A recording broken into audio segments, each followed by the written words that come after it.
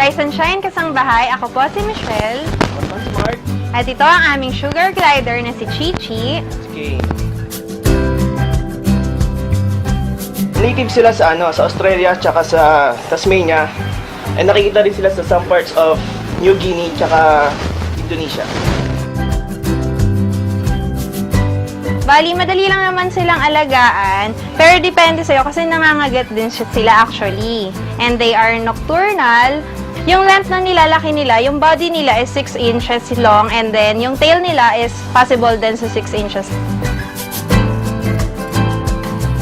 Bali, sa food naman nila, pwedeng bananas or apple and kahit ano naman na basta sweets. Bawal lang sa kanila yung mga chocolates, mga almonds, bawal din sa kanila yun. Candies. Yung common name nila, bali sugar gliders.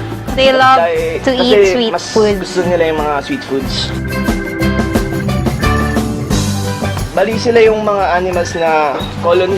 Sa isa sa wild, meron sila, umakit sila sa trees, usually eucalyptus trees.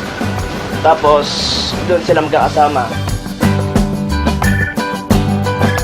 Sa gliding kasi in captivity, ina-advise lang siya pagka tame na tame yung SG mo, tas lalo na pagka malaki na yung adult size. Kasi baka mamaya pagka joey pa lang, gusto mo nang ipag-glide, pwedeng mapilayan yung SG nyo.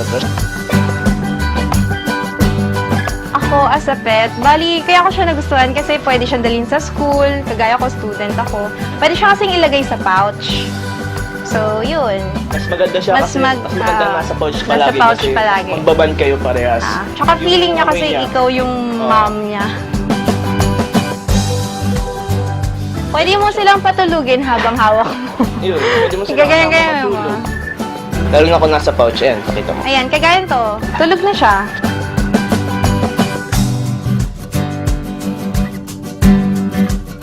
Tulog na siya.